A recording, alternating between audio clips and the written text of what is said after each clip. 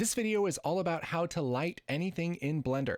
It's great for Blender beginners, and I'll show you how to use the built-in lights in Blender to make anything look great. So first of all, it's going to help if you know some of the basics of Blender, how to orbit around, how to pan, how to zoom, how to select objects, that kind of thing. If not, I have some basics tutorials on my channel, but I'm just going to get rid of this light first of all. And let's go to our rendered view up here in the upper right. And this is going to preview our lighting, which at the moment is poopy. That's the technical term. If we go up and render this, we will see that it is in fact poopy. That's because we don't have any lights in our scene. To add a light, I'm going to hit Shift A and go down to light. And there are four main kinds of lights: point, sun, spot, and area. Let's start with the sun. When you add a light, it's going to add it at the 3D cursor, which is in the middle by default. And you can move a light like you would move any object in Blender. You can hit G for grab and drag it around the screen. Right click to cancel. I'll hit G for grab and then to constrain this to the Z axis. So I'm just going to pull this light straight up. Now this is a sun light, which basically means it's a really far away light that has direction. And the direction is all that's important here. If I hit G and I move this back and forth, you'll see that it doesn't change anything on the cube. If I bring this down, it doesn't light the other sides. Nothing changes with our lighting.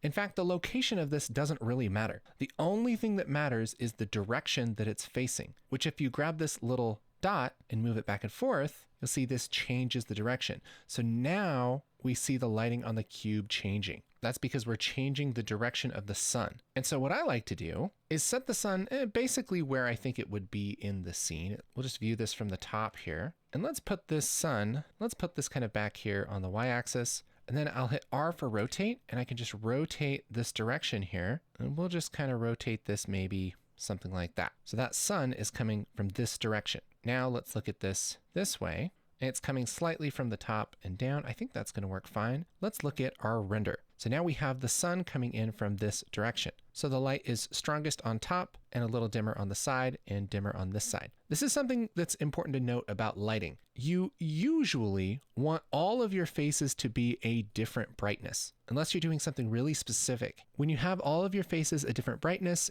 you can see kind of the shape of things. I mean, that's why we're making things in 3D, right? We actually want to see that 3D-ness, and the lighting really, really affects that. So this definitely looks like a cube. Now check this out. If I were to put this light exactly where the camera is, I'll just hit Z so I can just look at this from the top. And I were to rotate this light to basically point from the same direction as the camera, like this, what do you think that lighting is going to look like? I mean, it's basically just, it's almost like an on-camera light. What's that lighting going to look like? Let's go to render. And now we have this face and this face almost the exact same color. And this face isn't that much darker. It's a little darker, but it kind of flattens out this lighting, which if you're doing like a makeup tutorial with video production, that would probably be decent lighting. But in most other circumstances, you want to see that curvature of things. And so an easy hack for that is just to put your light kind of behind your subject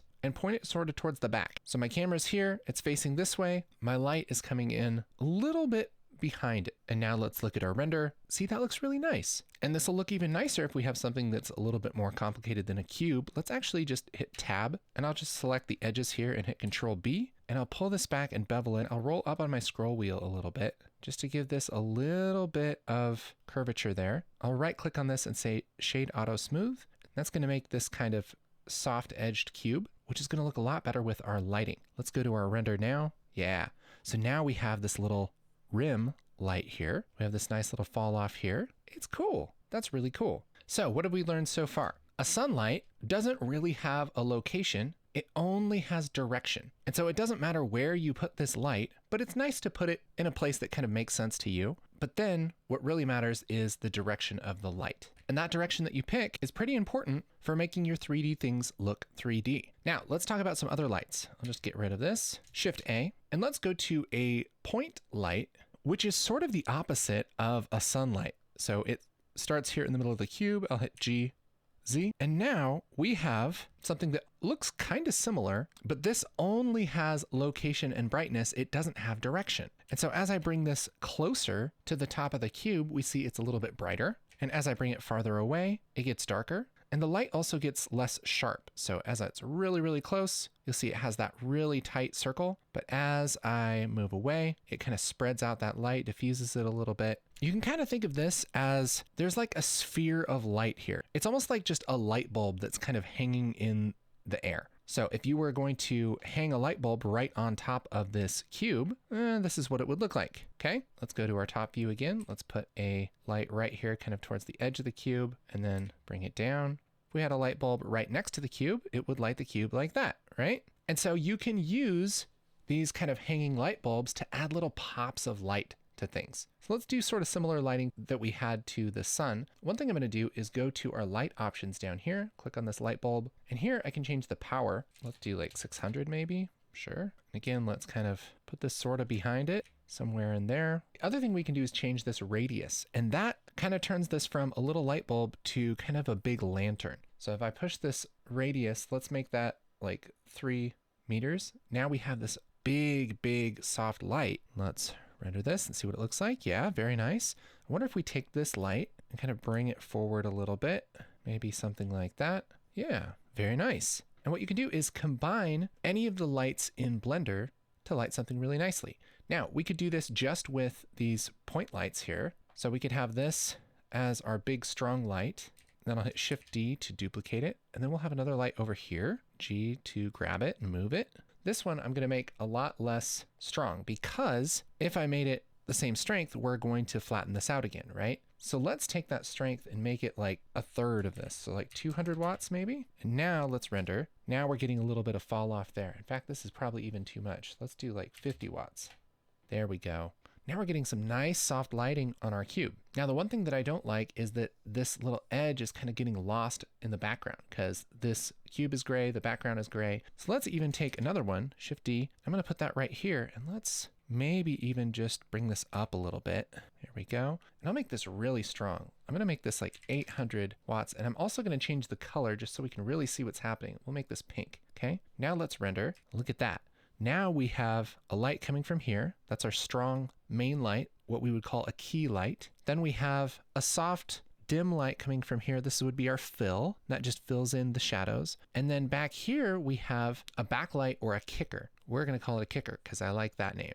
Kicker. You can remember this by thinking, oh, it kicks it in the butt, right? It kicks it from behind. It's a light shining from directly behind the object that helps separate it from the background. So this is the essentials of 3-point lighting. We have a key, a fill, and a kicker. 3 lights. And you can light almost anything this way. The reason why you call it 3-point lighting is just because there's 3 lights, not because it has to be point lights. You can use any kind of lights for these. In fact, towards the end of the video, we'll mix these together and light this as awesome as possible using a combination. The next type of light let's talk about is our area light. Again, G to grab, Z to bring it up. And you can kind of see this in the interface here. This is sort of like a point light, except for the light itself is actually a plane. So you can think of this as like a great big square of light. And you can make this bigger to make it more diffused. And so we have this nice top light here. And this is honestly the kind of light that I use most of the time in Blender, just because it's a lot like a physical light. A physical light has area of some kind, and it can be small and sharp or big and diffuse.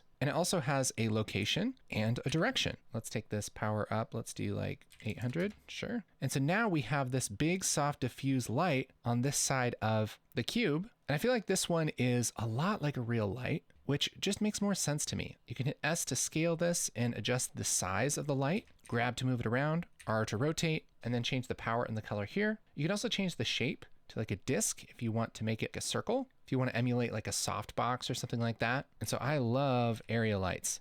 These are great. And so let's do kind of the same setup here. Let's just make our key light here and our fill light here. We're going to make this like 100. Okay. Let's look at this from the top. Shift D, R for rotate. We'll rotate this back here, and I'm going to make this smaller light. Push that right here. And let's make this a little stronger, like 500 maybe. We'll make it pink so we can see what's going on. Now let's do our render. And now we have our key light here, which is nice and bright, our fill light, which is a little less bright, and then our kicker. See how great this looks? This looks so good. And it's so easy just with these area lights. All right, last light is our spotlight. Now this light, I think, is also a lot like a physical light in that it has a location and a direction. And it also, if we take this power up, has a cone. And so you can think of this as like a physical spotlight, right? So if I were to move this over and rotate this, it has a direction that's really, really obvious that's hitting this cube. And if I go up to the top again like this and rotate this on each side, yeah, now we can see that we're shooting this right at this cube. Now, depending on our cone angle here, this beam shape size, that's going to change how much of a spotlight this is. So if you actually want this like physical spotlight where you see the edges of the light, this is a great light to use. And I can push that blend up to make those edges a little bit softer. But for most things, I don't find myself using this spotlight because it's a lot of work to figure out the position and rotation and direction and everything, and then set the cone angle and then set the beam shape and all of that stuff just to get a light. And all the other lights are easier to do that with. So a spotlight, I would recommend using this if you want to highlight one thing on your 3D object, or if you want to really isolate that light just to one object. So something like this, and we don't want to light anything else in our scene. We could do that.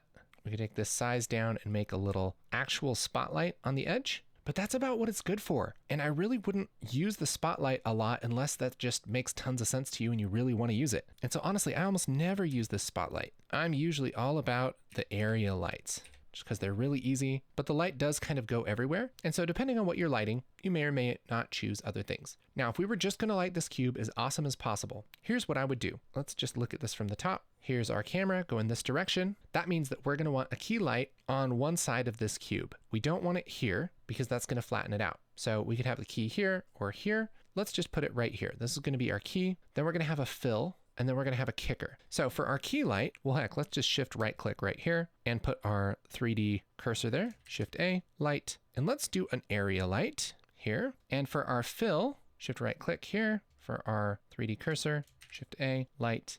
I would honestly do an area light here too. But on the back, I generally want a little bit harsher light. And so here I would either do a point light or a sun. Let's do a sun, okay? I accidentally put this here. Let's just put it here. Again, it doesn't matter where the sun is. All it matters is the direction. So let's set the direction of that sun real quick before we forget. And I think something like that is about right. Okay, our key light here, we're going to rotate. I'm gonna make this bigger, something like this. Let's make it nice and big. Put it here. Let's make the power 1000. Great. And then this fill light, let's rotate it, scale it up. And then let's make this power like 300. Maybe that's probably too much. Maybe like 50. We just want a little bit. With this fill light, we just don't want this to be that dark gray. Just want it to bring up a little bit. Okay. And let's take that kicker light and let's make this blue. Sure. Just so we can really see it. Now let's render. So the key light looks good. The fill light looks good, but that kicker, we don't really even see that. So let's take that strength up maybe. We're starting to see it a little bit.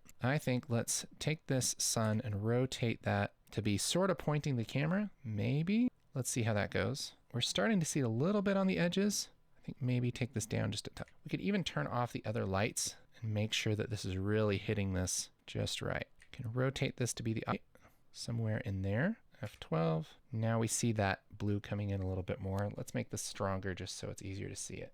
There we go. We have that blue kind of hitting there. I think I might even take our area light, maybe even turn this down. Yeah, see, then we're getting some nice fall off between these two sides, and we're getting this blue kind of kicker. There we go. There's that little rim. That's what I'm looking for. I don't want this just to light this blue. I want this little edge right there. That's what really makes a difference. All right. That's cool. Let's maybe take this and rotate this way. Yeah, there's that edge. I like that a lot. So now we have this really nice lighting with this little rim on that edge. We could take this color down now, maybe even just make this white.